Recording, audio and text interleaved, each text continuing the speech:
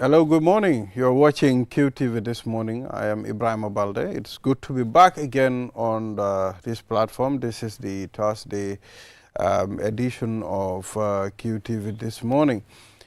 Normally, this is the end of this morning for the week, and we're looking forward to the weekend. I mean, our weekend starts from today. No, your weekend starts. My weekend, yes, exactly, for this morning. Yeah, so it's good to be back again. I am Ibrahim Abalde, the host of this program, and Mr. Adedrame, it's our newspaper review guest. Me? I'm the co-host. Oh.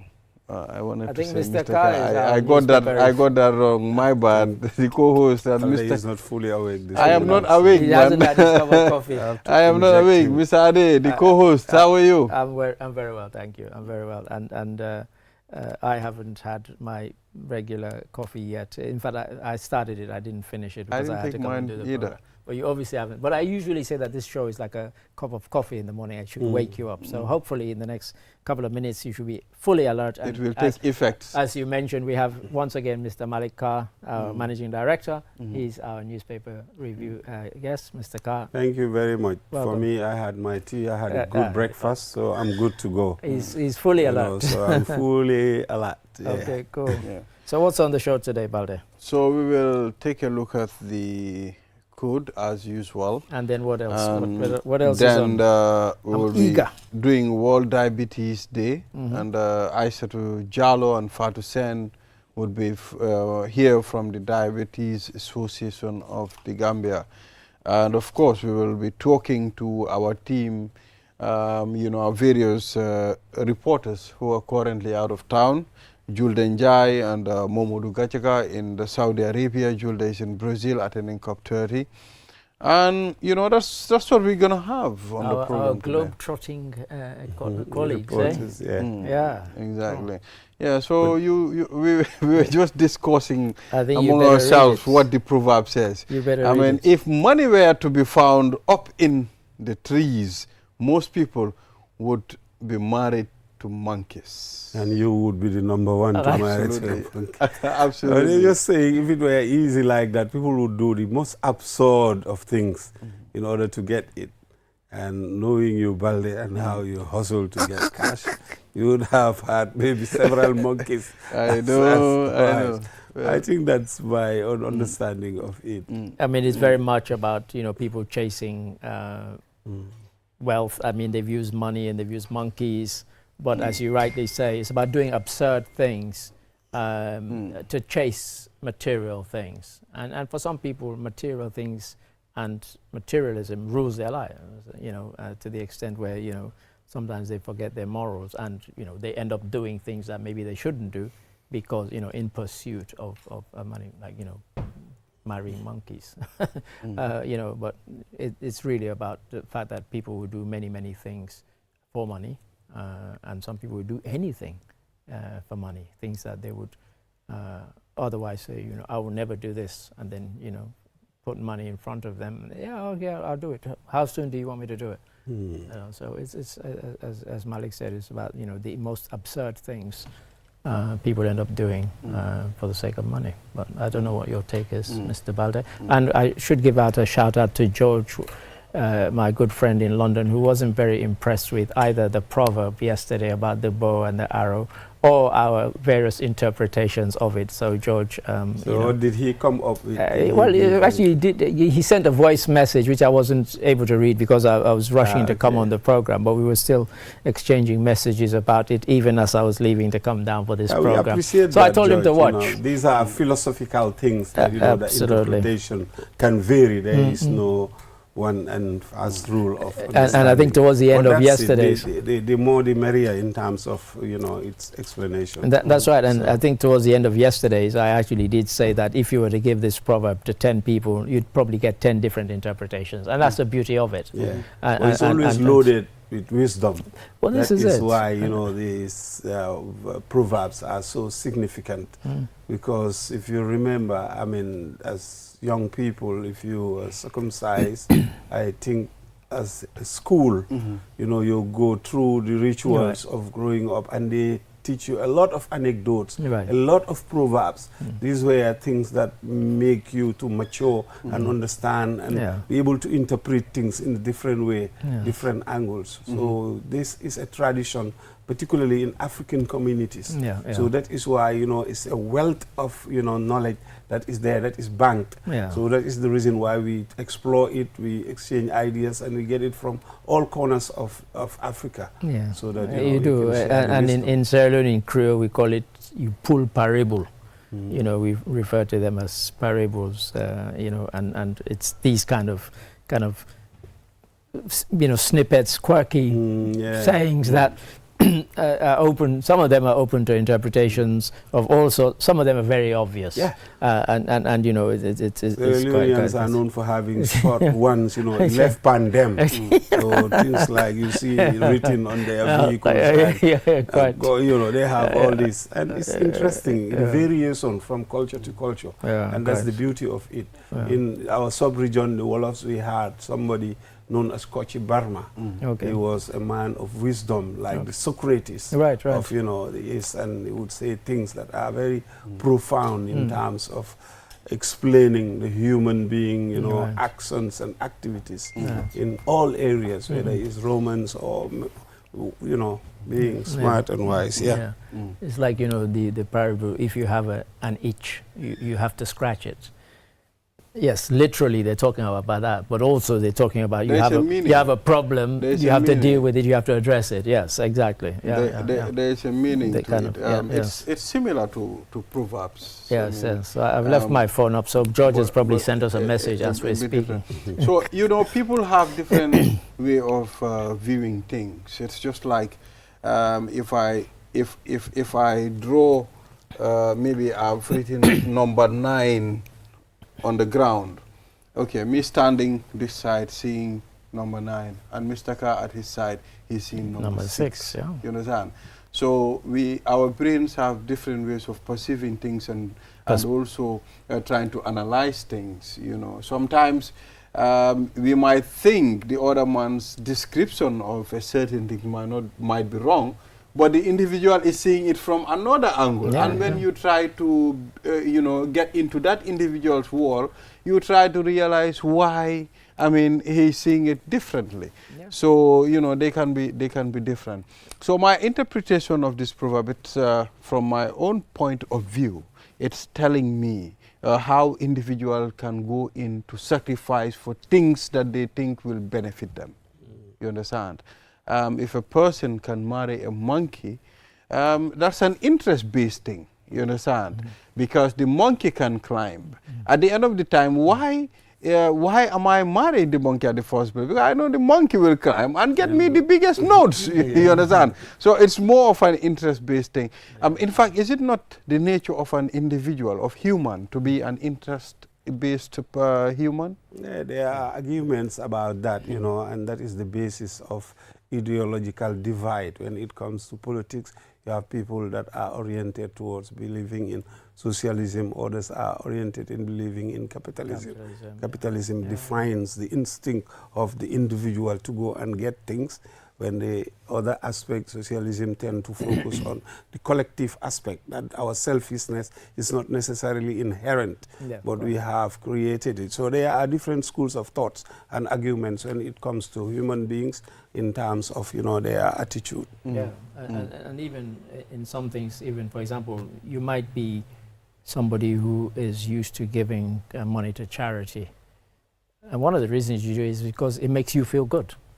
You know, and so you're benefiting people, yes, but actually you might be doing it because also you get a good feeling from it, and that's one of the reasons why you do it. Our natural instinct is very disposed towards being very individualistic. I mean, that is why, you know, Darwin discovered, you know, selection of nature, individuals. We prosper through certain defensive mechanism to protect our own interests. And that is evolution. That is why we are able to evolve and outmaneuver other species, because we have that instinct of survival.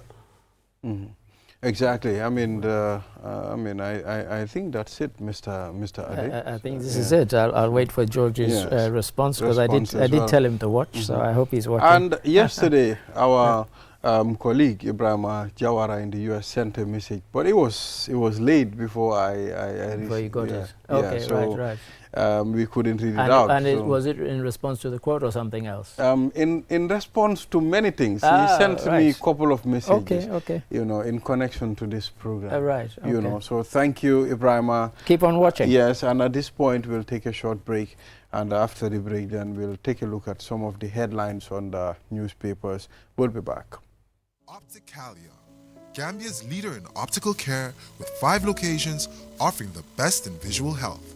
With cutting-edge European technology, Opticalia delivers single-vision lenses in just 20 minutes. At Opticalia, we care about our future. Eye exams are free for individuals under 18, ensuring everyone has access to quality eye care. But it's not just about vision. Opticalia also provides advanced audiology services to ensure your hearing health is in the best hands. Our audiology services offer European standard hearing aids and diagnostics, ensuring everyone can hear clearly. Whether it's testing or treatment, you can trust Opticalia for your auditory care. Opticalia offers European standard products, fair prices, and exceptional value all under one roof. Visit Opticalia at the Tropic Shopping Center near Senegambia, or call us on 7767-121 or at any of our regional branches. Banjul 7767-126, Brikama 7767-123, Farafenni 7767-124, Basse 7767-125. Opticalia, love what you see and hear.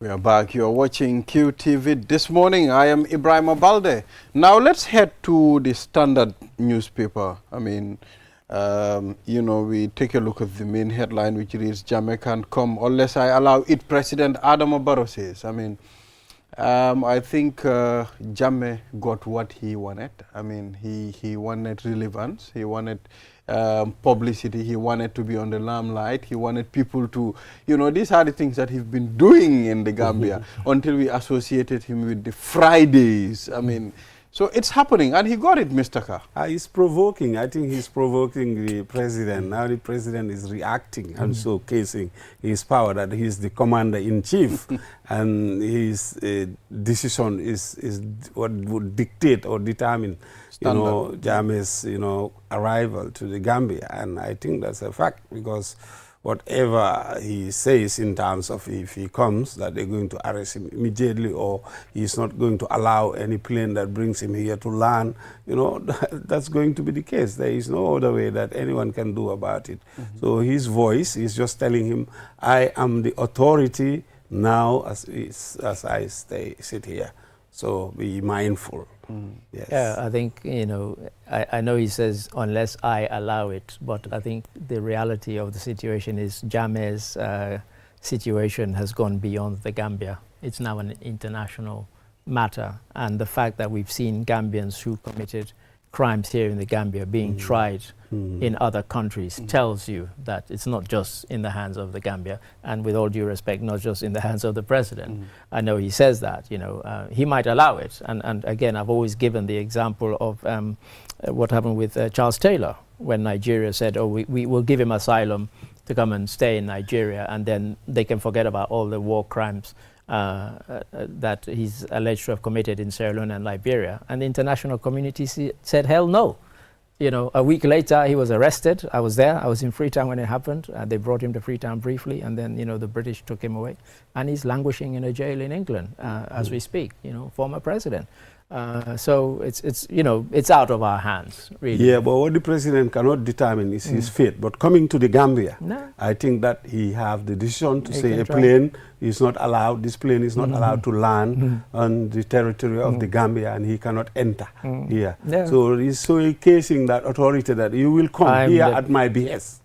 But how he's going to be dealt with is beyond him. That is an international interest and many other issues, you know, that are, you know. But can't the president, I mean, call for his arrest as well? Absolutely. Yeah, of course. I mean, I think Barrow is talking about that. Once he landed in the Gambia, he have the powers, because what Barrow mentioned was, I mean, Jammeh is a former president, okay? He knows what power a president have, you understand? He can even deny landing, that's what I'm telling you. He is the one who can determine that and decide, because any plane that lands onto our territory is at his behest. It's at the behest of the government, so to speak. And he symbolizes the authority of the government as the commander-in-chief. They can determine to give you rights of landing. If they don't, then you are interfering or intruding into the territorial integrity of a country. Unless you are a very powerful country and use force, but other than that, it's the integrity. And Jammeh will come. He'll come by boat. Interestingly, block there. Yeah, easy to drown him there. Yeah, but what else? So is let's there? move on. I think the story we've treated it, I mean, so many times, and we don't need to go on and on and on. Mother, daughter, and son in court for stealing.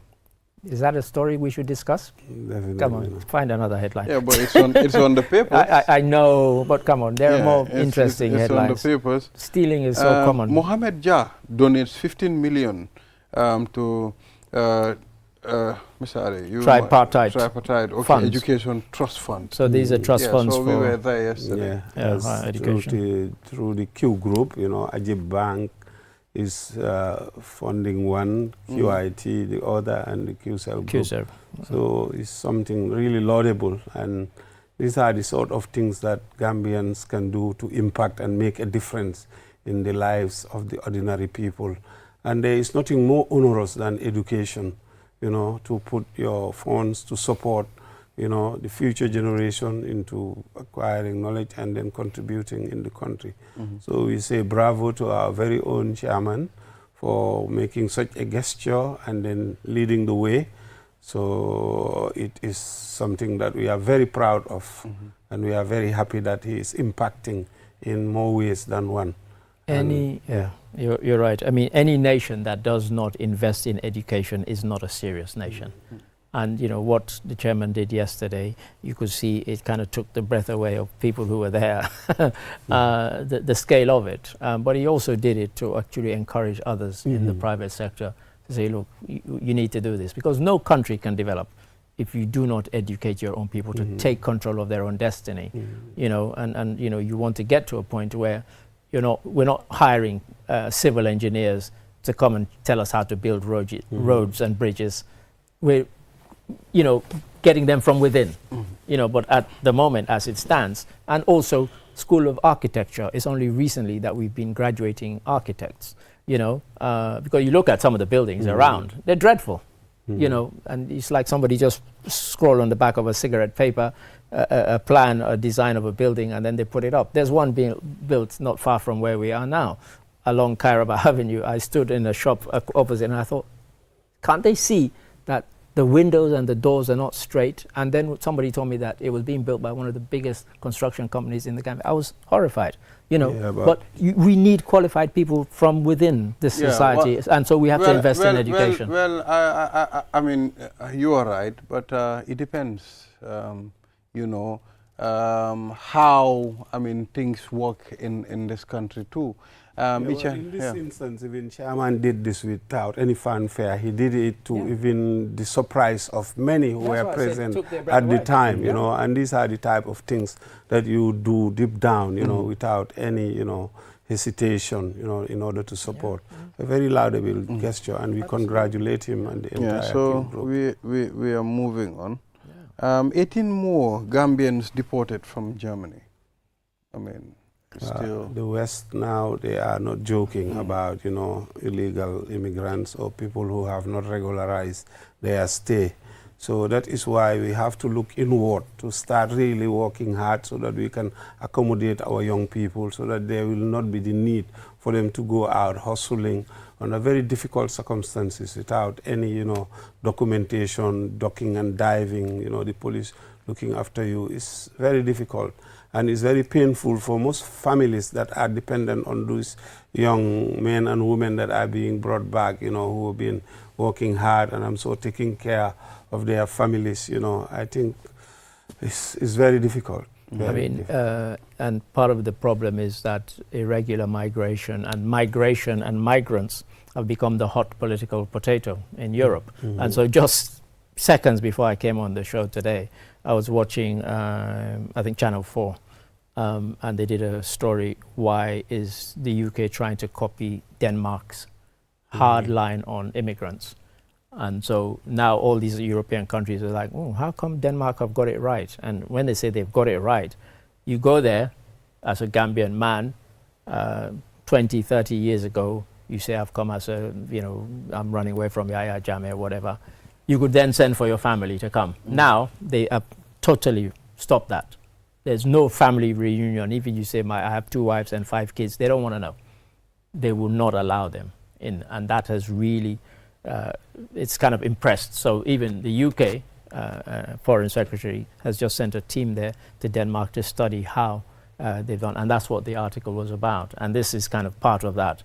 There's very much a kind of anti-immigrant sentiment, and so they're now deporting more and more. These countries in Europe are now deporting people, you know, to the Gambia and elsewhere. You know, so these are just the latest facts. The only sadly, the advantage of sending these young men and women back to the Gambia, most of them, if they get to the Gambia, it's starting from scratch again. Some of them don't even know what to do, how to start. I've interacted with some of the deportees. I mean, I met few of them, and I mean, most of them spend their time doing nothing at the end of the day. You mean when they come back? But they do have support, psychosocial support, and even support to have business, startups, and all that. It's not ideal, it's not the most perfect situation, but they should take, you know, whatever that comes in order to help them. It's not the end of the world, you being brought back to your country. Your own country. It's a very lamentable situation, very sad, because they might have spent a lot of effort, some even through the back way, to get to where they are taking risks, and only to find themselves come back. So sometimes you have to accept reality and confront it and start developing and progressing. It's not the end of the world. A lot of people are making it here. So there are avenues, there are possibilities, there are opportunities. Make good use of them rather than frustrating yourself, going through the motions of being mentally sick, you know, being lethargic, staying, not doing, as if Europe is like heaven, or, you know, come on, you're back home, there is agriculture, there are land, there are a lot of things, vocational training, opportunities are there, but you have to grab them, you have to get up and make good use of them, and I'm sure you can make it.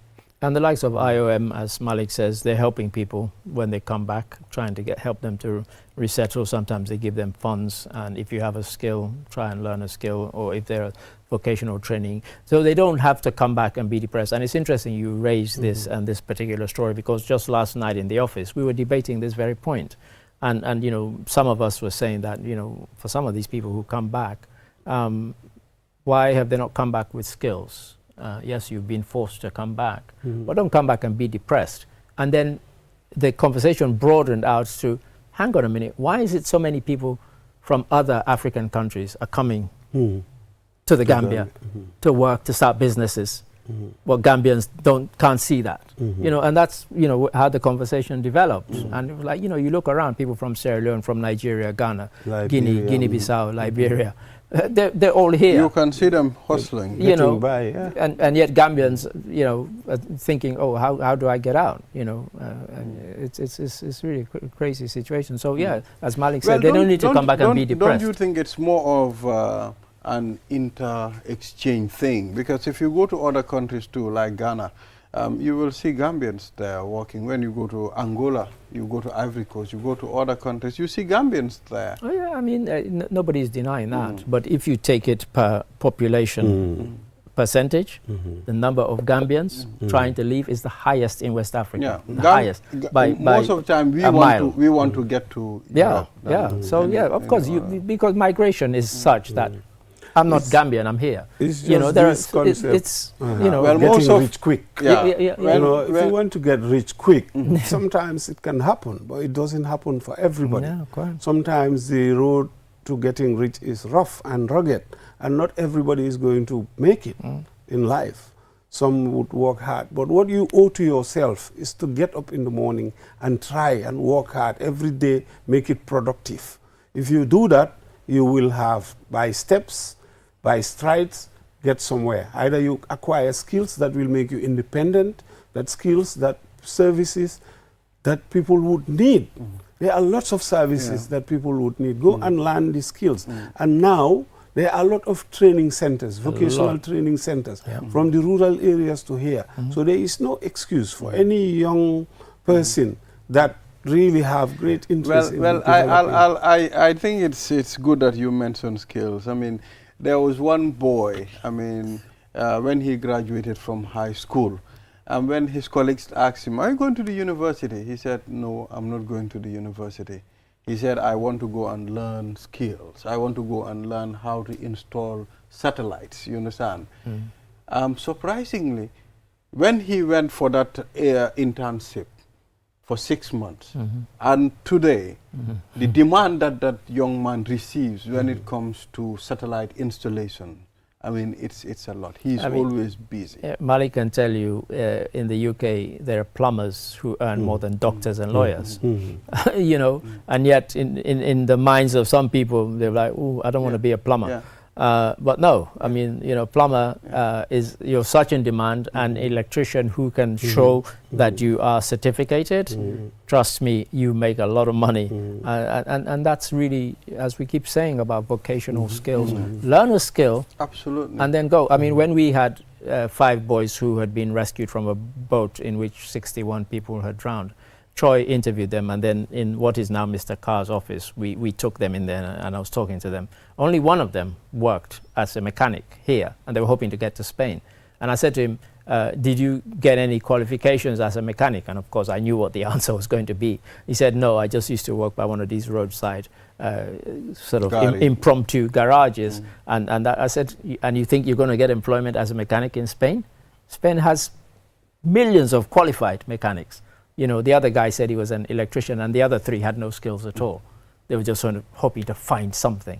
You know, so, you know, as Malik says, it's now not just in the greater Banjul area, across the country, in rural areas, we are now opening up vocational skills centers where people can learn a skill and make yourself employable, and who knows, start a business and start employing people. You know, and we need to think like that. And the skills in demand are so many, especially Gambia. We are expanding the. That's the if country's you come growing. to the construction side, you will need a tile man, you will need a painter, you will need somebody that deals with iron, a roofer. You know, you need all these skills. And most of the people that are providing these skills are non-Gambians. And these people, on a daily basis, what they earn is far more than what you earn sitting in an office.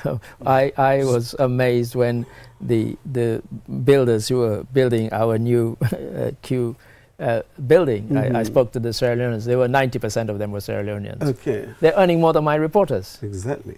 You know, I was amazed when they told me how much they were earning. You know, and Gambians why are are Gambians sitting not there doing it? trying to go and get a job. Look at You know, those people that are going to Saudi and all this. They're paying them, I don't know, 20, 30,000. You can easily make that if you really get the right skills. Because I went down, I heard them all speaking Creole, and I was like, well, I said, all of you Sierra Leoneans? And the guy said, well, not all of us, but the majority. And then look at the tuk-tuk drivers. They just came and take over everything. Quite. We had 4 tuk-tuks, myself and Bale, we couldn't even get drivers. Look at that. Look at that. You know, so you can imagine, look at all these people running tuk-tuks all over. So, well, they have to sell that business. I'm telling you. No So, Barrow unveils ambition for 700-kilometer route construction plan to boost connectivity. It's in 3 phases. One is 500 kilometers, the other is 200 kilometers. And he made the point, and you know, Malik again was saying that, you know, you hear people saying, oh, you can't eat roads, or why they always, but roads are important. And he used the word, they are the arteries of any country that's a serious country. You know, even the person who, I say even, the man who wants to get his goods from the farm to market needs a good road.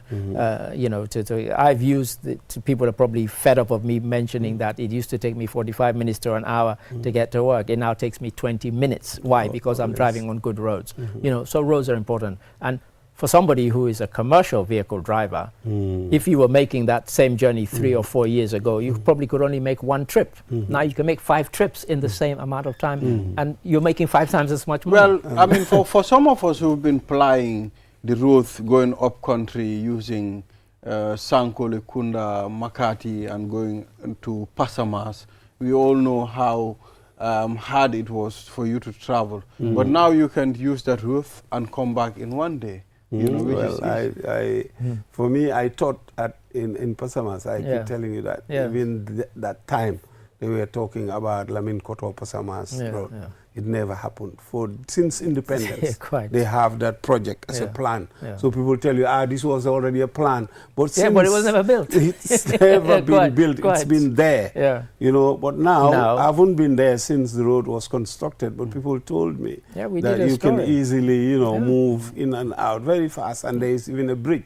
There was no bridge between Fatoto and Pasamas at the time. We had its boatman or couple of them that used to transport us. So we just go in the boats, these small canoes, and then cross on the other side of the bank, walk the rest of the distance to Pasamas.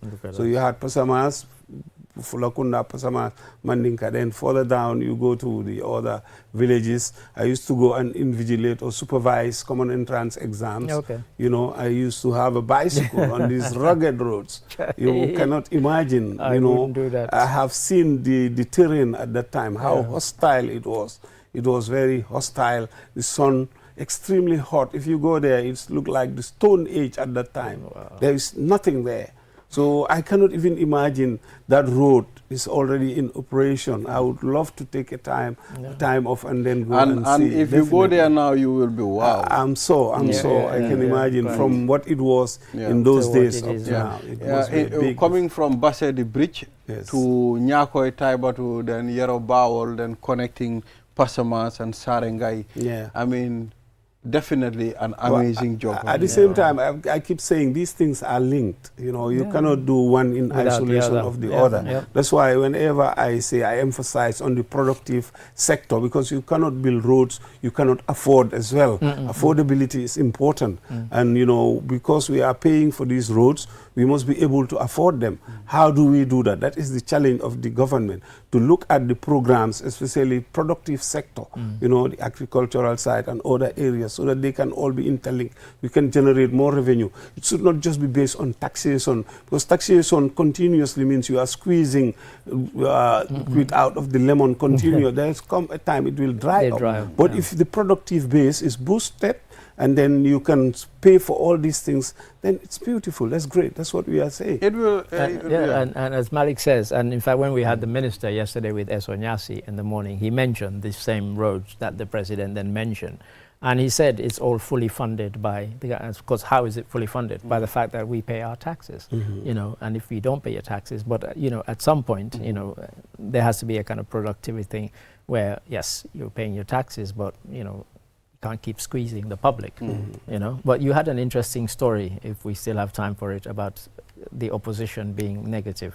Yeah, so on the Standard newspaper, Barrow said the opposition obsessed with negativity. The opposition have to criticize. That is what they are there for. They have to look at holes and start poking at them and hold the government to account, because they also have vested interest in these issues. So therefore they must be seen in a way that, you know, the things that they're talking about, they must go and interrogate. And that is their role. They have to interrogate expenditure. They have to interrogate quality of work that is being done. They have to interrogate priorities. They have to interrogate. That is the role and function of an opposition, because an opposition is a government in waiting. So the government also must take that in good faith and look at the issues that they are raising, as long as it's not personalized, and then look at them, because we all have vested interest in what is happening. Malik has nailed it. You know, when you're a government in waiting, You have to say to the people, yeah, this is the current government, but this is what we would do if we were there. And if you're busy praising the government that's incumbent government, then why would they vote for you? They'd vote for the incumbent. So you have to find fault with them. You have to criticize. So even though he says it's negativity, that's the nature of, the kind of, politics in a democracy. The opposition have to find fault with you for the public to vote for them rather than for you. Even to improve. One of the because they can say, I can do better than one you. of the opposition NAMs was here on the platform with the majority leader. When we asked them about the roads, the opposition NAM said, are we going to eat roads? But deep knowing, roads are also very important when it comes to our development. They are extremely important. If the road reaches to his or her community, you can ask those people will tell you, this debate will continue. Government have a small pot and the priorities are there, are many. You have health demanding, you have education, you have, agriculture. All these sectors have to be funded and each is equally important. You can argue for them. So therefore, that prioritization is what government has to really look into and see. Can I fund this? Is it going to harm me? Am I taking excessive loans? What are the consequences of these loans? Are they going to impact? Because these are all important to factor. So you have to make sure that you improve your productivity. But at the end of the time, we also needed someone who will come and try to release some of these funds for developments. I mean, which funds? I mean, the roads, the road constructions that we are seeing now, although they are sponsored, but they are funded. But that is development. Yes, it's development. So we needed action. We needed someone who is going to make sure these things happen. That is where the GRA come in terms of efficiency. They're saying they are able to generate more and more because of efficiency. They are not necessarily overtaxing people, but they are expanding their catchment and broadening it. And also, a lot of leakages are being plugged because of the digitalization. They are able to generate and get with efficiency. Well, sometimes when you are deducted for your tax, I mean, you might talk about the deduction, but when you are seeing that deduction is being injected in the system, at least that will be a sense of ease for the people. And that's why, you could almost say developing countries have the upper hand on us because they have almost indoctrinated people into knowing why they're being taxed. You're being taxed for a reason. In Britain, you pay your national insurance, you pay your tax, and you go to a hospital, you don't have to pay a penny, But you have already paid in advance. Because you paid in advance, and so we have to get people to realize that, when you reach my age, for example, in Britain, all prescriptions are free, from 65, in fact, they're free, so no matter what the prescription is, I just present it. At the back, they said date of birth, you tell date of birth, they say, oh, you don't have to pay. And you get whatever medicine. But you paid for it. Those are things that you've paid for a long time ago. When you were active in the service. That is your taxes. But that is why people are livid when there is corruption issues, corruption cases. Because this is our money collectively. So if somebody is misusing that money, then people have a right to say, look, there has to be some action. There have to be consequences when people are entrusted with a particular fund and responsibility and they squander it because it was supposed to go and build a school somewhere or provide medicine or improve the health center somewhere. So these are monies that are meant for, so an individual is not supposed to nick them or steal them. And yesterday you mentioned the case of Gabon, where the former First Lady and the son of the former president. You know how much the son has been ordered to pay back to the government? $2.1 billion. Where is he going to get that? Well, he got it the same way he stole it. What do you mean, where is he going to get it? How about if that is wasted already? Well, he's been given 20 years in prison, so he can. So political war erupts in Senegal between President Faye and PM Sonko. I didn't see that coming. Well, anyway, Senegal. I won't even, because you know, he was trying to tell me that these things can't happen. I didn't see that coming, Mr. Ade. Trust me, everybody saw it coming. The other day we discussed this on the platform. I said, no, that will not happen. It never happened. You can never say that. This is the Gambian scenario being played all over again in Senegal. We had the situation where UDP, as a singular party, elected President Barrow or nominated him to be their candidate. Eventually, he became the president. And then he couldn't get along with his vice president. So the party have to fracture. UDP splitted. So you have some people went and they founded the NPP. And then UDP continued its journey. So this same scenario is playing in Senegal. Yeah. But the Senegalese situation is slightly different, but the ingredients are the same.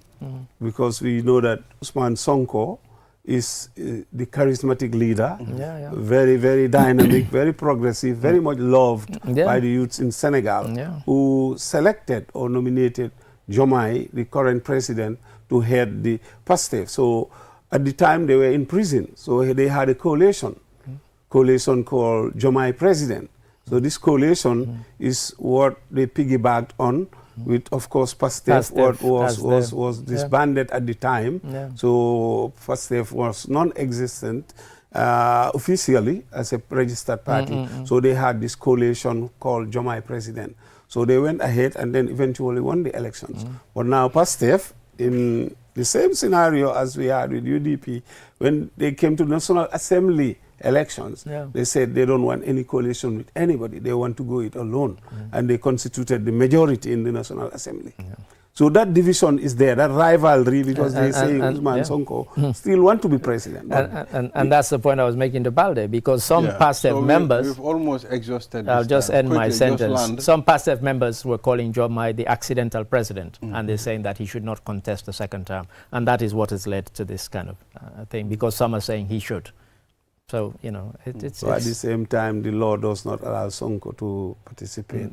Unless he gets unless the president can strike off the conviction, which is what they want. Interesting times in Senegal. Well, this would be very, very interesting. Yeah, so thank you very much, Mr. Ka, for reviewing these stories with us. And it was really a great engagement. And we hope, we're going to do this sometime next week. And I hope George enjoyed it, particularly the African quote. Yeah. So viewers, we'll be right back after the break. Network koto mi yalonko wole warta nyimbanko kang adung adabe soniaring wala nyama. Imuna fang telefono la mi yalonko abe seniaring adung internet wobe tariaring. Nyindung kiusel doronle sinyin nati aleno. Ibori yela kiusel line ota. Customer care mi suti atima. Bi. Kiusel network mi warta network beti adung adabe soniaring. Kiusel sunu boss. Ntolenga silo walang dulia bulan noma. QCell, the fastest growing network in the Gambia, now presents to you the eSIM. QCell's eSIM allows you to electronically scan a code and join the world of digital SIM cards. Customers with physical SIMs can easily switch to the eSIM as well. So rush now and get connected with an eSIM and start using the latest mobile technology with your trusted GSM operator. For more information, call our customer care on 111. QCell, Sinubus. We innovate, others follow. Terms and conditions apply. Vocal si network bu gëna rëy gëna yombale si réewi Gambia bi fii jëfandikool call bu set internet bu gaaw li yëpp si njëg bu yomba fii si QCell dawal léegi si suñ customer care bu la gëna jege ñu may la QCell line te doo si fay dara. QCell network bu gëna rëy te it gëna yombale si réew mi fii QCell suñu bas ñoo xaali yoon bi ñeneen toppa. These tracks have become my wall, my arena of victory and fear.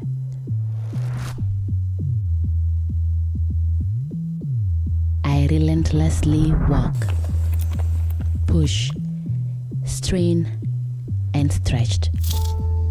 Moments when every fiber of my being screams, give up. But the fire within me won't let me quit. Despite the burning muscles, in this sport, every moment matters. Every second counts. My failures, my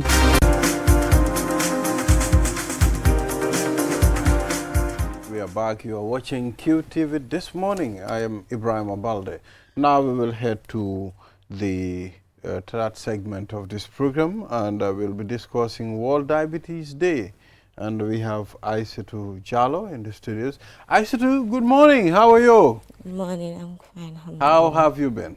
Yes, alhamdulillah. You okay? Yeah, I'm okay. Tell us about your organization and what's your role in the organization? We are the Young Gambia Diabetic Association. Yeah. I'm the vice president of the Gambia Diabetic Young Association. Gambia. So it's actually called Young Gambia Diabetic Association. So what have you got against old people? Anyway, I'm sorry. Tell us about your association. Please carry on. Okay. Yeah. The association was founded by Dr. Aliu GK, Okay. the owner of Pakala Clinic. Okay. Because we call it the Young Gambia Diabetic Association because he only he's only supporting the young from 0 to 30. 0 to 30. I will deal with him. Then we are not part of it. I will deal with him later. You're not part of him. Yeah. So, And so how long ago was it formed? Could you tell us? for me, I have been there in 22 years now. 22. Since 2020. 2003. 2003? Then Yes. since you were Really? born, Wow. how old Yeah, are we you? won't ask that question. But wow, okay. So many, many years. And you are now the vice president of the association. Yes, I'm right. now the Okay, vice so president please, of the yeah, association. So what sort of activities has the association been involved in? We've been involved in, we have free screening, Okay. home visitings for the young, the kids. We train them and their parents on how to control their blood sugar levels, how to use the insulin, Right. how to monitor their blood sugar, and what to do, what to eat, and Yeah. how to eat. So how widespread is the screening and the services? Is it nationwide or is it concentrated in certain areas of the country? It only concentrated in Banjul, Serekunda, Okay, and right. Brikama. Yeah. Okay. Are there any plans to expand it wider? How is it funded? We have a team from Germany. Dr. Okay. K has a team Right. from Germany. They help us with the insulin Okay. and the strips. Okay. Yes. Okay. So let's talk about the World Diabetes Day. How are you prepared to, commemorate this important day? Well, for the Young Gambia Diabetic Association, we contribute monthly just to celebrate The day. the day. Okay. Yeah, we do it every year Sure. to celebrate the World Diabetes Day. Okay. Yeah. So Yeah, go ahead. I was going to say two questions really. How old were you when you first became aware that you had it? I'm assuming you're diabetic. Yeah, I'm diabetic. And then also if you could explain to people what diabetes is. And just for the viewers, I know in Europe they laugh at African people and people of African descent who refer to it as sugar diabetes, but it's not called sugar diabetes, it's diabetes. So so how young were you when you became aware? And then, also what is the condition? I was very young. You're right. Yeah, very young. I was, I think, around 5. Okay. Right. 5 when I was diagnosed in 2003. Okay. Yeah. So the commemoration, how are you having a march pass or any other thing? Yes, we are having a march pass from, we're going to start from Africell Okay. to YMCA. Okay. Yeah. Okay, nice. Well, I think that's it for this segment we started, Rame. Oh. Yes, we'll take a short break. And after the break, we have some urgent phone calls to make. Our colleagues. Before we, Quickly. you haven't told us what day. What date It's the exactly? 14th, 14th on Friday of November. Oh, that would be day after tomorrow. Yes, It indeed. will be tomorrow. It Oh, that is would be tomorrow. tomorrow. Yeah, that Today- will be tomorrow. tomorrow. What's the date today? Today I is thought today was 6. Thursday 13th. How time flies. It's tomorrow. It's but- almost December. But thank you for telling us Happy that. New Year in advance. Uh, Yeah, so thank you, Aissatou, for Aissatou, coming, the thank Vice you. President. It was good catching up with you on the platform, and we hope to engage you more in the future. Thank you. Yeah, so Thank you viewers, for having us. we'll be right back after the break. Are you ready for something big? From your trusted GSM operator, QCell, your favorite app just got a major upgrade. From your phone to the world, buy credit, buy Sunu bundle packages, loan credit with eFankanta, and buy Q Power all in one place. And here's the real upgrade. Q Money is now fully integrated in the app. Send money, pay bills, save money so faster and easier than ever. And for our entertainment lovers, stream QTV, Q Radio Live anytime, anywhere. But that's not all. This upgrade also brings enhanced security features, smoother performance, and a brand new interface designed to save your time. This is more than an app. This is freedom at your fingertips. Download the new QCell app today and unlock your digital life. For more information, call our customer care on 111. QCell, Sunubus. We innovate, others follow. Terms and conditions apply. Join your biggest network with the cheapest tariff in the Gambia and enjoy crystal clear calls and super fast internet at the cheapest tariff only with QCell. Rush now and grab your free QCell SIM card today from any of our care centers near you. QCell, our biggest network with the cheapest tariff. QCell Senior Boss. We innovate, others follow. Browse with us.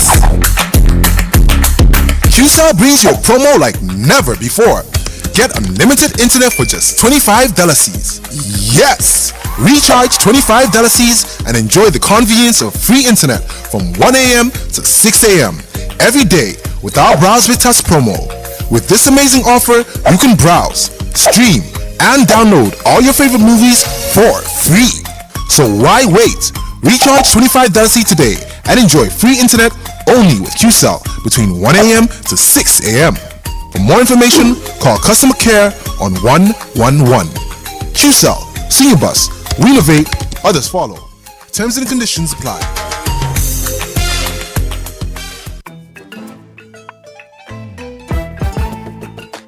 Hello? Nyali. Ya jangan kena bala kono tempat saya telepon. Ya, baru kita bisa buat pergi diam. Kujat, ibi suba I am calling you. Call na la suba. Beli lagi mulu lo jeli suma call. Nyali so do man be call sai. Hold on, kana kuntu yamu. No. It's not right. Furumusu yen tora. Why suma la call e? Dele jel. Why da ngay nek funu busy. Furumus dang ma da wax. Kay besila la bi ngulu ñumal. Kay dimanche la. Fay dama lo ko QCell Sunday free call la sama na. Dimanche free call QCell to QCell. Yo xamulo lolu non. QCell to QCell dimanche bu nek free call. Dimanche ya long. Dimanche min kana. Abemu free call leti. Kabrim 12 somanda for 12 futo. Abemu free call leti. Ite ma ñin lo may ben bakal la diamo. Activate ma di lan mo ta activate. Ya long kela ñu tole ala foy. Sa yefi dofi bi nga ñina foy. Amanke activate de.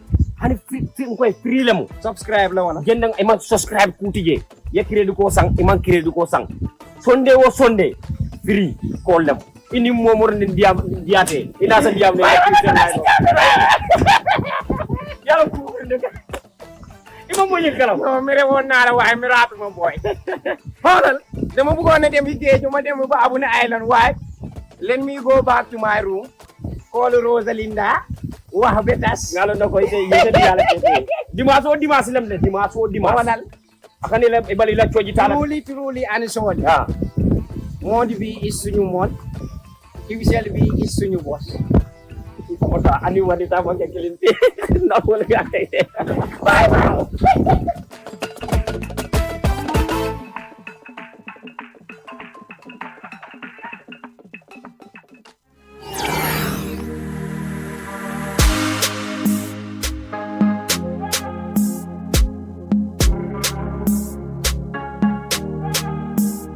Q Money, your ultimate mobile money partner.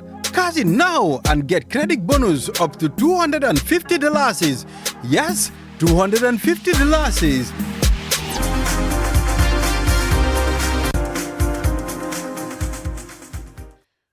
We are back. You are watching QTV this morning. I am Ibrahim Abalde. Thank you very much for joining us. And now we will be connecting to Julden Jai.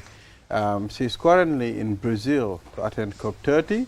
And, you know, since it's started, I mean, there are a lot of discussions that are centered on climate and climate resilience, climate finance, and a whole lot of things. So Julde is on the line. We'll engage her now. Good day, Julde.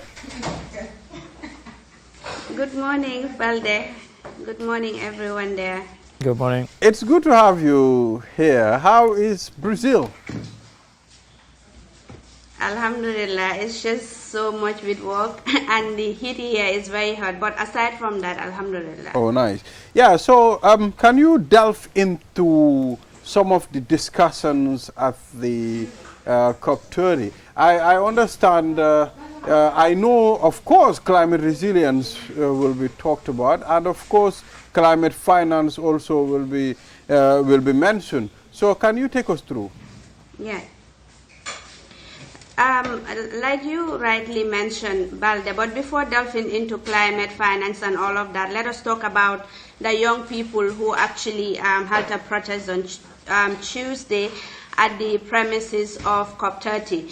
And these young people, what they are calling on, they are calling on the world leaders to actually take decisive steps to ensure that, the negotiations that they are doing, it's something that is tangible.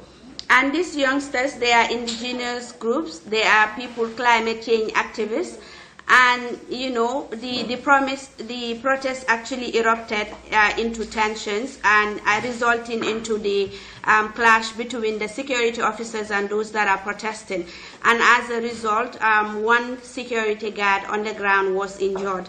And they accused world leaders also of gambling with their future and prioritizing corporate profit over people and the planet.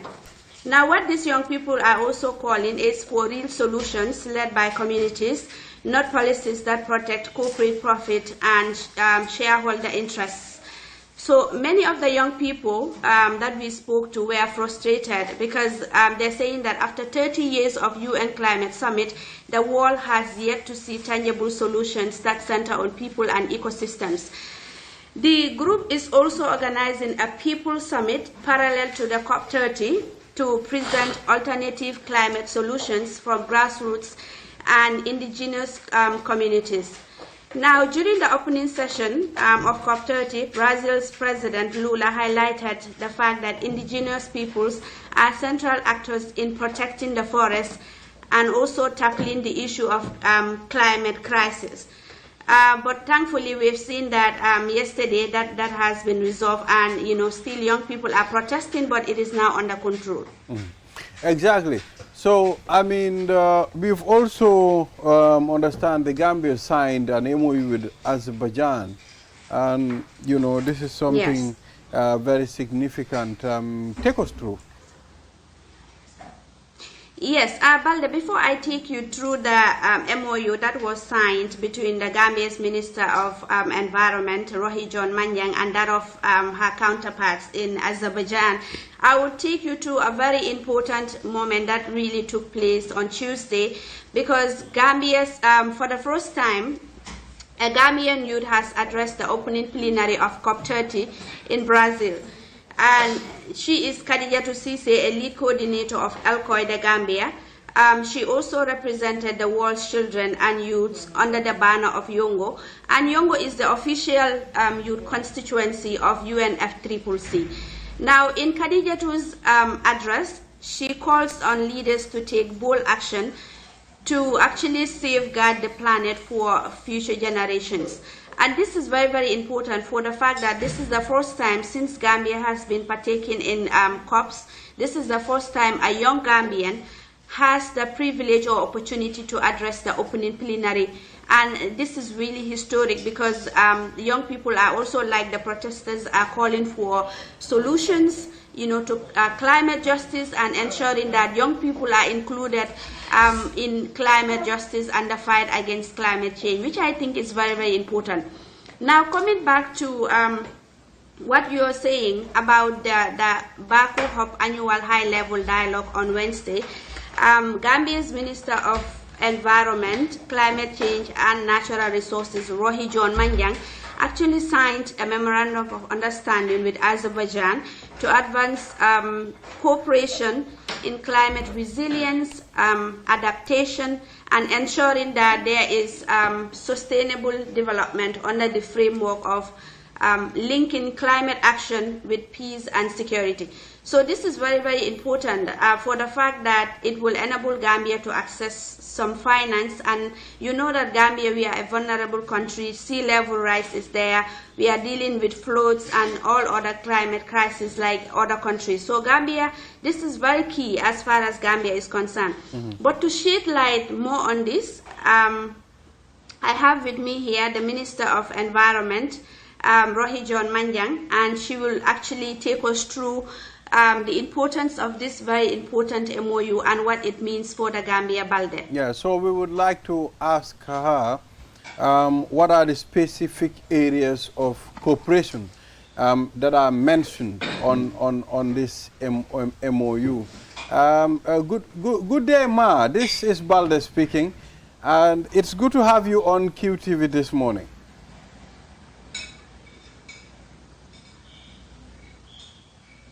Yeah. Yes, good day, Ma. This is Balde. It's good to have you. How is Brazil? Hello. Hello, good morning. Yes, good morning. Good morning. It's good to have you on the platform QTV this morning. And we are happy to have you once again. And please. Hello, good morning. Yes, I hope she's not getting hearing you. Yes, good morning, Ma. Good morning. Good morning. Yeah, so Julde mentioned quite very interesting points there. Yeah. I mean, for me, the demonstration. Yes, good morning. Good morning, Mr. Balde. Yes, it's good to have you. How are you? I'm good, and you? How is Brazil? Alhamdulillah, we're here. Good. We're complaining about the heat of the Gambia, but this one is. Oh yeah, that's what Julia said. You know, I hope there are resolutions at the COP30 that will at least give us little ease. Okay, now they are following, and you know there'll be implementations. We're looking forward to that. Negotiations are still on, and the experts are still engaging and consulting among themselves so that they can come up with a text that will be tabled for the ministers to take on. Yeah, yeah. So we understand you've signed an agreement with Azerbaijan, an MOU with Azerbaijan. What are some of the areas of cooperation? We thank Allah for the guidance. Azerbaijan came up with a declaration after hosting the COP29 last year in Baku. So the declaration was targeting support for least developed countries, those that are in the front line of climate impact, with respect to climate relationship to peace and security. So this declaration we reviewed and find and then see it to be suitable within our context and also our policy objective. The Gambia supported the declaration and signed it. So last year during the Africa Ministerial meeting in Addis Ababa, they decided to consult with African countries, those that are highly disadvantaged when it comes to access to climate finance, to support their peace activities with reference to climate impacts. Gambia was attended, but I was represented by my permanent secretary. And some of these meetings, they always want to engage with ministers. That is disadvantage. Sometimes we want to stay home to attend to other national issues and assigned our experts to attend. It works in most of the cases, but sometimes also we might be unlucky if it wouldn't serve us well. This time around, that was the issue. They were taking the minister, and then the minister was not on the ground. But lucky me, I was able to get them during the UNGA summit. I attended their presentation and signing ceremony with the Guinea-Bissau and Chad. So I consulted with the ambassador, that's the COP presidency, His Excellency Al-Shad. So he is somebody who has been very proactive, very supportive to our initiatives. Under only 2 months, we were able to review an MOU and sign it yesterday. And now we have established a framework to get them lead our support line in terms of accessing climate finance under the GEF, so that we will be able to respond to needs with respect to climate change and peace and security. And I gave them the scenario. Just yesterday I received an information from NEA that at Tankular, the sea is affecting their livelihood. Just at their backyards, there is this small bantaba that they have, and elders used to sit to do their meetings and other engagements, community engagements. The entire bantaba is now swollen by the sea. That is threatening and even very close to their community. So if nothing is done, we allow business as usual to prevail. Likely in the next few years to come, Tankular will lose part of their backyard and eventually their community. And this will lead to social unrest and political instability. So we have to make sure that we get the right funds to be able to support them, to protect their community being swallowed by the water. Yeah, Mr. Ade, any questions? Yes, Minister Ade Darame here. Just a quick one regarding the MOU with Azerbaijan. Are there 1 or 2 or 3 specific initiatives that this is directed to, or is it a kind of broad-based one? Yeah, for now, we are yet to establish a specific activity. The framework is to build on the cooperation and also to strengthen the agreement. We are now coming to prepare, they're going to support us prepare a bankable project proposal. But for the time being, it can go from $5 million to $100 million. So in the next couple of two months, that is our target. Right. You should be able to prepare bankable project and access through the readiness GCF funds. But going forward in the future, we want to make sure that we will leverage on this partnership to prepare and access climate finance with respect to this target subject. Minister, on a kind of slightly political aspect, what have been the discussions around the fact that some of the biggest polluters are not there, and also that some of the oil-producing countries are there? Has that discussion come up yet again? Because it seems to come up every year. Yes, I thank Allah, and then I thank the Gambian people, especially His Excellency the President, for the support and trust vested in me to lead the Gambia Minister of Environment, and also in this event. I've been approached by the COP presidency for me to support the COP presidency in negotiating with the key stakeholders, that's countries, on the global goal on adaptation. Right. This is a very big assignment, and also it's a very big plus for the Gambia as a whole, for a Gambian minister to support the COP presidency in their informal negotiation to agree on a text. Right. The global goal on adaptation has been a key topic on the agenda since 2015, when the Paris Agreement was formed under Article 7. But we've seen it dragging foot because of the low interest for the emitters not ready to foot the bill in supporting countries to build their resilience by investing in adaptation projects, which includes health, agriculture, access to water supply, among others. So I, as a minister from the Gambia, from an LDC country, from Africa, I think this is a privilege that I want to leverage on to negotiate strongly, to make sure that we are able to agree on a text, and to make sure that the adaptation projects are being responded to in terms of the flow of finance. We are going to do our best. Keep us in your prayers so that we'll be able to engage. The attendance, their lack of attendance is not going to pay dividend if we are able to agree. Now, in the global goal of in the global world of technology, your presence is important. But again, you can make decisions even as far as the end of the world. Yeah, so what is important is for their countries to be represented, and then this we have. I should be meeting with Germany today. I hope the minister, so that we can engage and consult informally, so that we'll be able to reach a compromise to agree on this long-lasting agenda item on the list that is an interest to the least developed countries who are in the front line receiving the impact, even though we cause little to the problem.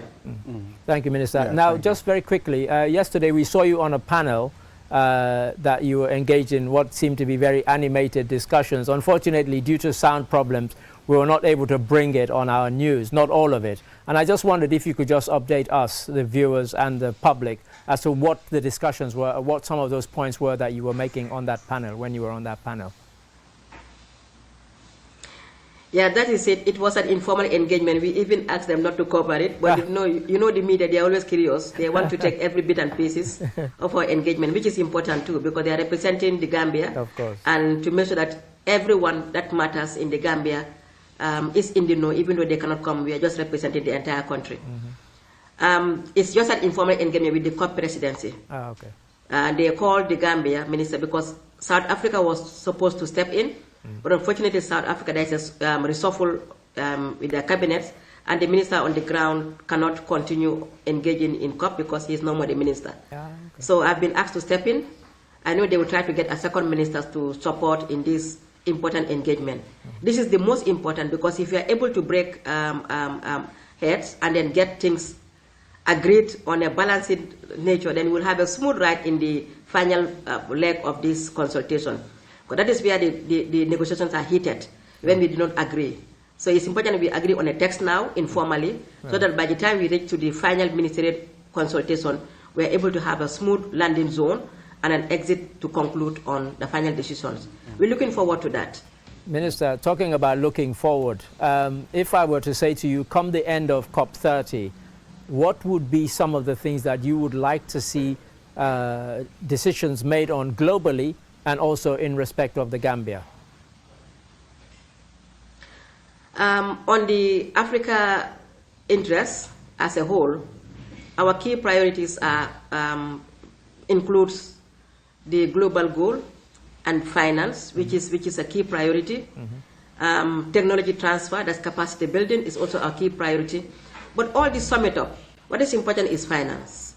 There is no point for us to agree on the loss and damage being established, and if there is no fund, there is no point for us to agree on adaptation mechanisms, and we get what we want if there is no funding.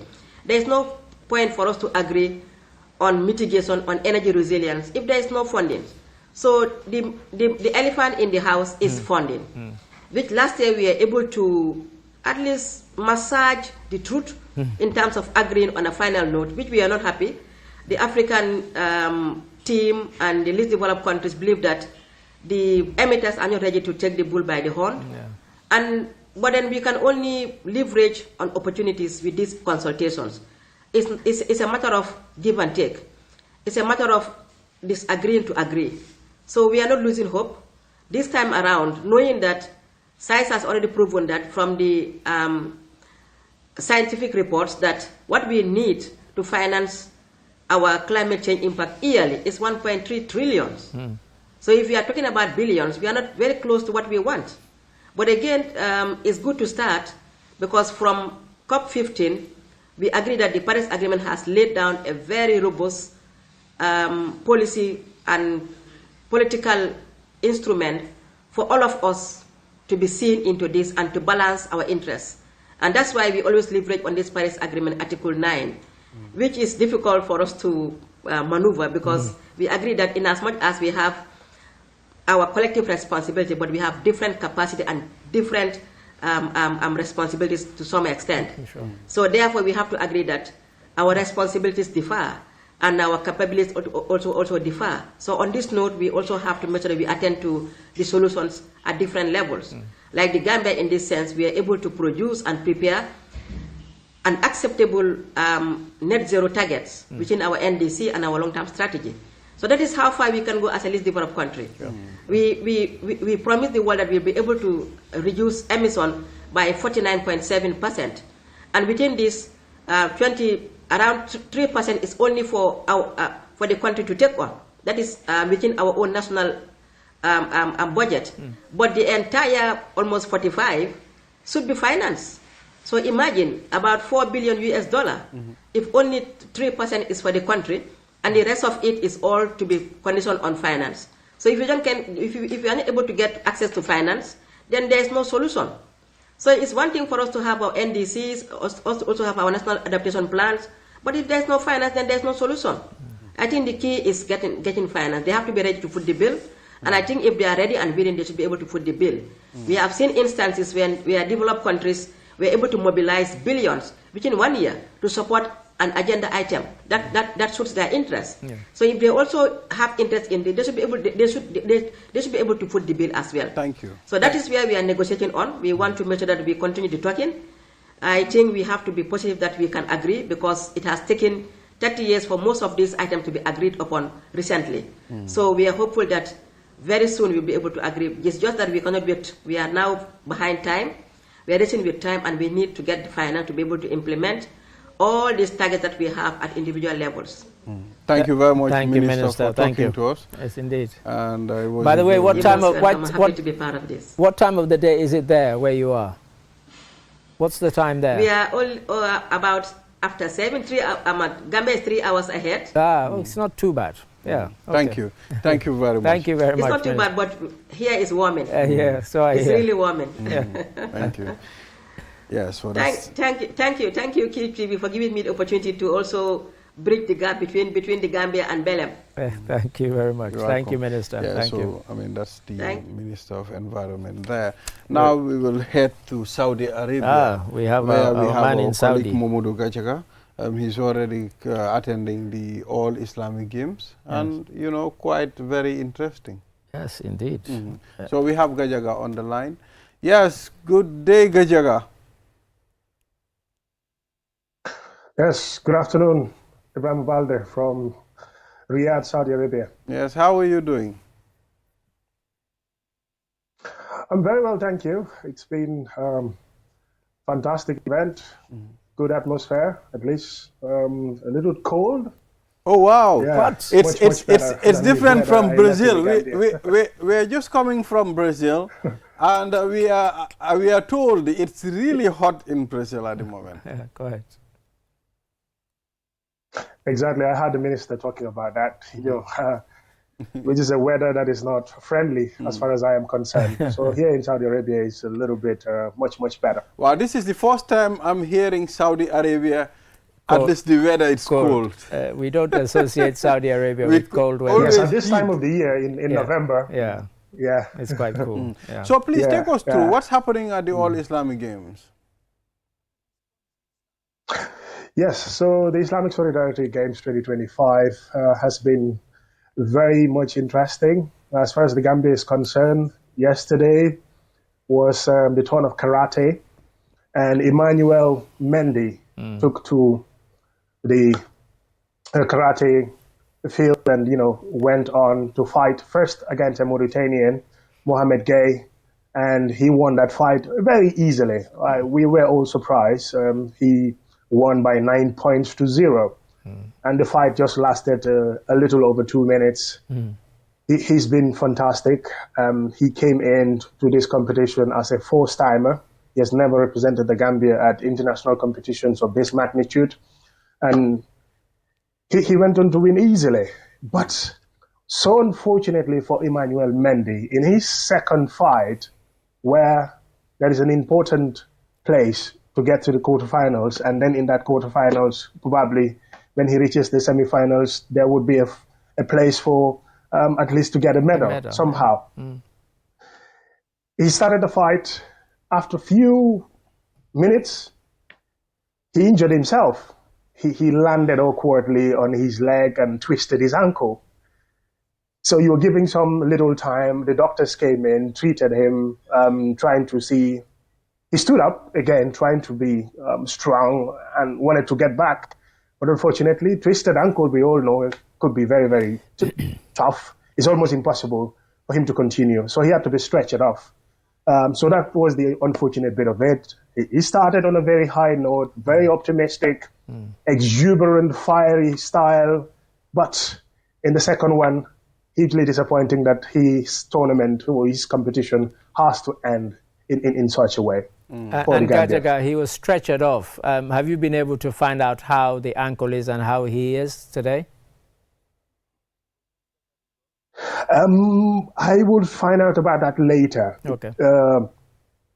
Because of the a distance, but I'll make consultations with the Gambia delegation to find out how he is doing right now. If it is really, really serious, because at the time it looks very serious. That's the reason why he was stretched up.